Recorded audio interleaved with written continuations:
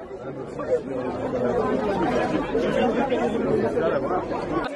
sais pas, je me trompe.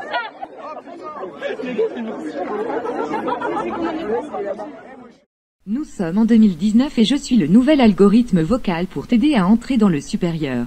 Nous allons nous aider de cette nouvelle carte des bacs des lycées de la Vienne. Tu trouveras cette carte dans les commentaires de la vidéo. Si tu es en lycée pro, le bac n'existe plus et tu dois t'orienter en apprentissage. Les lycées pro sont en noir sur la carte pour t'aider. Si tu es en lycée public mais dans la campagne. À Civray, Montmorillon, Loudun ou Châtellerault, ton bac vaut moins qu'un bac d'un grand lycée, par exemple un 16 vaut un 12 pour le supérieur. Si tu es dans une ville moyenne comme Poitiers, ton bac dépend du lycée. À Victor Hugo ou Camille Guérin, un 16 vaut presque un 16. Si tu es dans un lycée privé ou au LP2I, tu n'as pas à t'inquiéter, je trouverai toujours quelque chose pour toi. Smiley clin d'œil ah. Ça veut dire quoi ces conneries? Allez, vous l'aurez compris, l'actu de la semaine de la FSU de la Vienne, c'est sur le bac.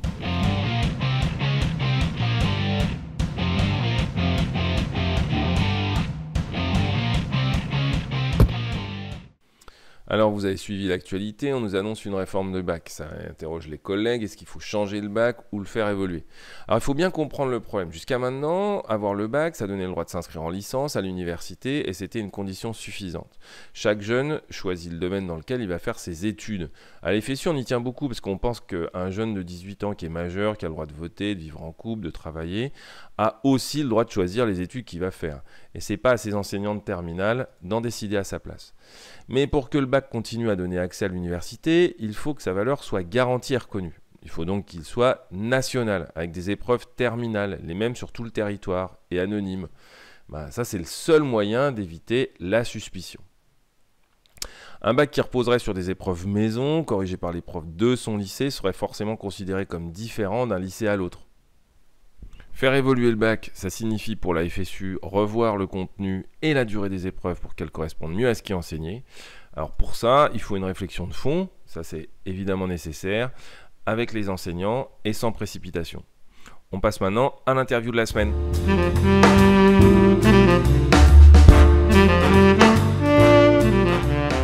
Bonjour, donc je suis Anne Joulin, responsable syndicale du SNESUP FSU à l'Université de Poitiers. Je suis enseignant-chercheur à l'Université de Poitiers. Alors, l'échec à l'université, c'est le serpent de mer.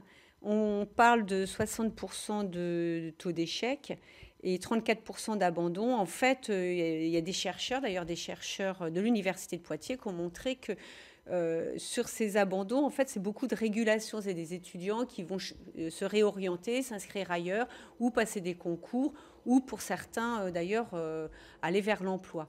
Et donc, en fait, l'échec est tout à fait minoritaire et l'échec, c'est-à-dire le nombre d'étudiants vraiment qui sortent sans diplôme de l'Université de Poitiers, ça, c'est vraiment une minorité.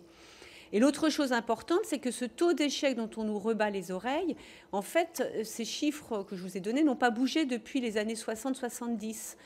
Donc, c'est plutôt la tarte à la crème qui sert de prétexte pour imposer des réformes dont le monde universitaire n'a pas besoin. S'il y a un contrôle local, la conséquence immédiate, c'est l'inégalité entre les établissements, puisque c'est évident que ces inégalités vont se traduire donc dans le diplôme. C'est important que le diplôme reste national. On ne peut pas faire croire que quelqu'un, surtout dans un système où on met en place la sélection, quelqu'un qui sortira d'un lycée du centre-ville, qui sélectionne via les options ou qui est de toute façon à une sélection sociale, un étudiant qui sort de là n'aura pas les mêmes chances, aura plus de chances que quelqu'un qui sortira d'un lycée rural. Pour améliorer l'entrée à l'université, d'abord, il faut lui donner les moyens de fonctionner, puisqu'on voit que ça fait un paquet d'années, alors là, ça fait 5 ans en tous les cas qu'il y a une hausse continue du nombre d'étudiants et les moyens n'augmentent pas. Donc on ne peut pas faire croire qu'on va accueillir bien les étudiants si on n'y met pas les moyens.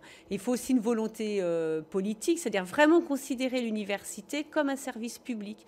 Et cette première année, elle sert de régulation, et c'est normal, et elle sert de régulation, d'orientation à des étudiants qui peuvent avoir un parcours atypique, qui vont se chercher, et quand on parle de ces étudiants-là, c'est en particulier des étudiants qui viennent de classes populaires et éloignées du système, qui ne connaissent pas le système. Et donc, cette première année, elle sert à ça. Et c'est bien parce que le bac n'est pas une fin en soi. Alors, moi, ce que je voulais dire sur le bac premier grade universitaire, moi je pense que c'est important de le dire comme ça parce que ça montre d'une part que le bac c'est une ouverture vers le supérieur, vers le monde de l'enseignement supérieur, c'est pas une fin en soi.